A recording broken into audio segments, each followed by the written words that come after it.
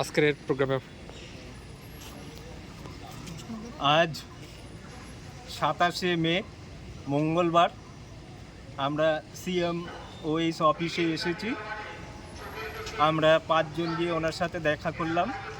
উনি গুরুত্ব সহকারে আমাদের দাবিগুলো শুনলেন, শুনে যথাস্থানে উনি পাঠিয়ে দেবেন বলে আমাদের আশ্বাস দিলেন। উনি বললেন যে আপনারা আমার কাছে যা দিয়ে গেলেন আমি স্বাস্থ্য দপ্তরে পাঠিয়ে দেবো এবং পরে আপনারা এর রিপোর্টটা নিয়ে নেবেন আমাদের কাছ থেকে। খুব সুন্দর, ভালো লাগলো ওনার সাথে কথা বলে। আর হচ্ছে ওনার বিহেভিয়ারটাও খুব সুন্দর লাগলো। আর আমরা ওনার সঙ্গে ফটো তুললাম।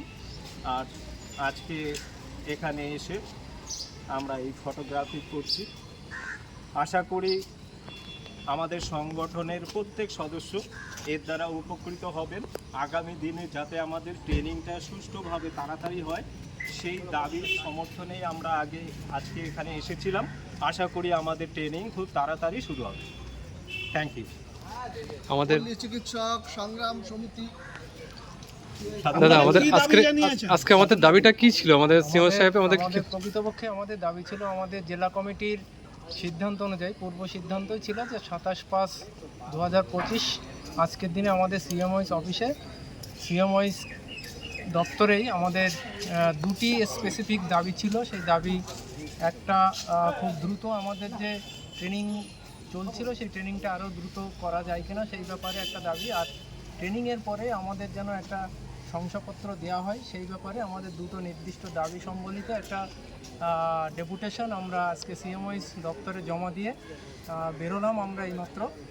উনি আমাদেরকে আশ্বাস দিলেন যথাস্থানে আমাদের দাবি উনি পৌঁছে দেবেন এবং আগামী 7 দিন পরে আমাদের সেই খবর নিতে বললেন, যাতে করে কোথায় আমাদের সেই দাবি পৌঁছানো হলো সেই ব্যাপারে আমরা বিস্তারিত জানব। উনি আমাদের দাবি সমর্থনে উনিও আমাদেরকে আশ্বাস দিলেন যে আমাদের এই দাবিটা উনি সমর্থন করলেন এবং দাবিপত্র গ্রহণ করে আমাদেরকে নিশ্চিত করলেন যে আপনাদের দাবি যথাস্থানে আমরা পৌঁছে দেব।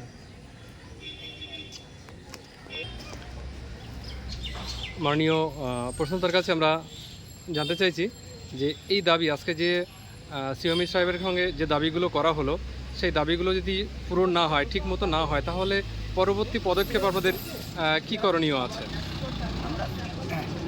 আমরা নির্ধারিত সময়সূচি মতনই আজকে আমাদের যে সিএমওএইচ স্যারের সঙ্গে কথা বলা বা ওনার সঙ্গে যে ডেপুটেশন আমরা দিলাম, উনি আশ্বস্ত করেছেন, কিন্তু তারপরেও দাঁড়িয়ে যদি উনি আমাদের সেরকম ধরনের কোনো ব্যবস্থা না করেন তাহলে আমরা আরও বৃহত্তর আন্দোলনে এবং স্বাস্থ্য ভবন বা নবান্নতে ডেপুটেশন দেওয়ার ব্যবস্থা করব। এবং আমরা সেটা অলরেডি সেট করে রেখেছি যে 4 তারিখ আমাদের রাজ্য সম্মেলন হওয়ার পরে আমরা হয়তো 16ই জুলাই আমরা স্বাস্থ্য ভবনে একটা ডেপুটেশন দেব এই ট্রেনিং এবং সংশয়পত্রের জন্য।